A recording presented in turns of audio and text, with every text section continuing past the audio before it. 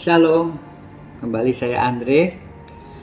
Saya akan membuat video singkat yang saya sebut The Wednesday Message, yaitu pesan di hari Rabu. Saya memulai ini dengan apa yang saya dapatkan di awal tahun, saudara, di bulan Januari. Ketika waktu itu kita sedang mengadakan 21 hari puasa, dan saya ingat di hari ke-10 Tuhan berbicara kepada saya sangat jelas. Dikatakan walk circumspectly. Walk circumspectly, berulang-ulang, saudara. Nah, saya tahu ini ayat, saudara, tapi saya bilang di mana ya? Dan akhirnya ayat itu berulang-ulang, walk circumspectly. Akhirnya saya cari tahu, saudara, dan itu ternyata ada di dalam Efesus pasal yang ke-5 ayat yang ke-15. Saya bacakan buat saudara-saudara. Di ayat yang ke-14 dikatakan, itulah sebabnya dikatakan, bangunlah hai kamu yang tidur, dan bangkitlah dari antara orang mati, dan Kristus akan bercahaya atas kamu. Nah, saudara, bukankah ayat ini menjadi ayat yang sangat rema di saat-saat seperti ini?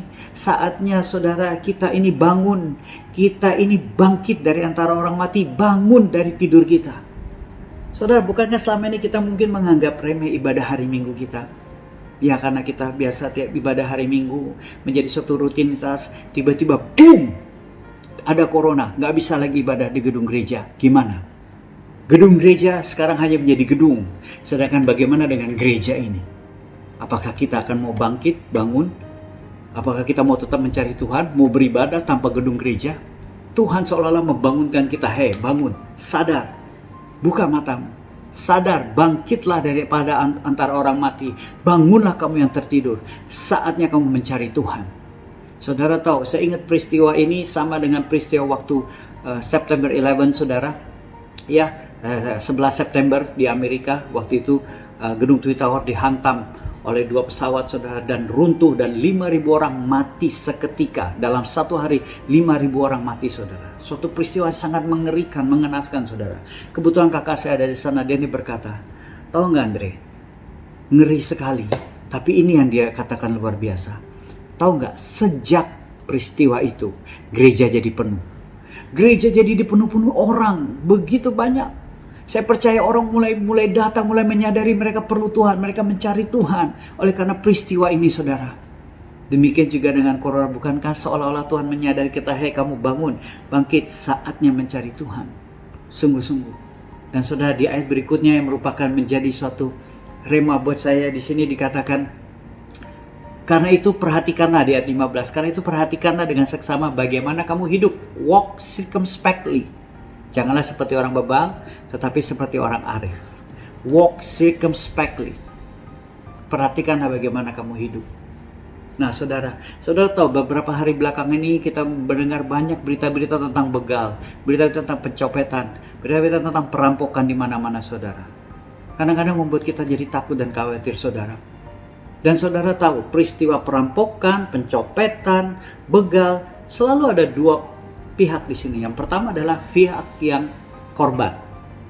Nah, biasanya korban ini apa, saudara? Dia tidak berjaga-jaga, dia tidak memperhatikan dompet dia tidak memperhatikan tas dia tidak memperhatikan handphone dia tidak memperhatikan sekeliling, dia santai main HP, tiba-tiba diambil orang. Nah, sedangkan yang kedua adalah pelaku. Pelaku ini beda, justru dia berjaga-jaga, dia lihat kanan kiri. Ada orang nggak? Ada orang nggak? Dia lihat, ini lagi nggak berjaga-jaga. Oh, dia lagi nggak perhatian, dia lagi ngomong, lagi sibuk. Kesempatan diambil. Suatu hal yang sangat ironis, saudara.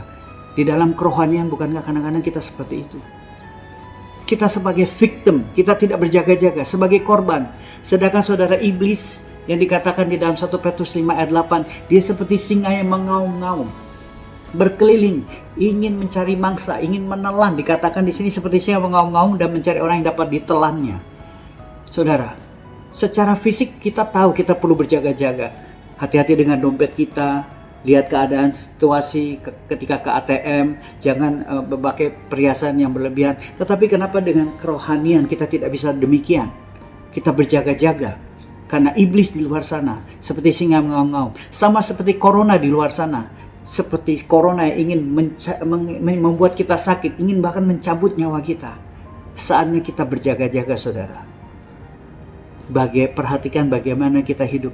Jangan jadi orang bebal, tapi jadi orang arif, menjadi orang yang bijak, orang yang berhikmat. Pemerintah memberikan arahan, pakai masker, social distancing, kita ikuti, hidup sebagai orang bijak. Jangan kita menjadi orang bebal. Kita kan anak Tuhan, kita kan ada urapan, kita pasti nggak kena corona. Tidak, saudara, kita perlu berjaga-jaga. Dan saudara, di ayat yang berikutnya, di ayat yang ke-16 dikatakan, dan pergunakanlah waktu yang ada, karena hari-hari ini adalah jahat. Redeeming the time, because the days are evil. Kata pergunakan, saudara, dalam bahasa Inggris redeem, saudara. Redeem itu artinya menebus. Menebus, saudara tahu kan, seperti sesuatu yang sudah diambil daripada kita, yang sebetulnya milik kita harus tebus kembali. Nah, sama seperti ini, saudara. Kita perlu merenungkan, apakah kita menggunakan waktu-waktu kita dengan baik? Apakah sebelum corona kita menyalahgunakan waktu kita, memakai waktu kita dengan semena-mena? Nah, sekaranglah waktu kita menyadari, saatnya kita untuk menebus waktu-waktu kita. Mungkin selama ini kita pakai untuk hal-hal yang tidak berguna, yang sia-sia. Saatnya kita mungkin perlu menebus waktu yang telah kita buang ini, saudara. Dengan corona ini kita mulai banyak duduk dan merenungi apa yang telah kita berbuat dan kita kerjakan selama hidup kita. Saatnya kita untuk menebus waktu kita. Saatnya kita untuk bangun dan sadar, melihat keadaan situasi. Secara kerohani kita harus bangun dan sadar dan bersinar, karena kemuliaan Tuhan terbit atas kita. Saatnya kita hidup menjadi orang hidup yang bijak, jangan menjadi orang bebal. Dan kita tebus waktu-waktu ini yang telah mungkin kita telah salah gunakan. Kita tebus kembali waktu untuk kemuliaan nama Tuhan. Semoga video singkat ini bisa menjadi berkat buat kita semua. Shalom, God bless you all.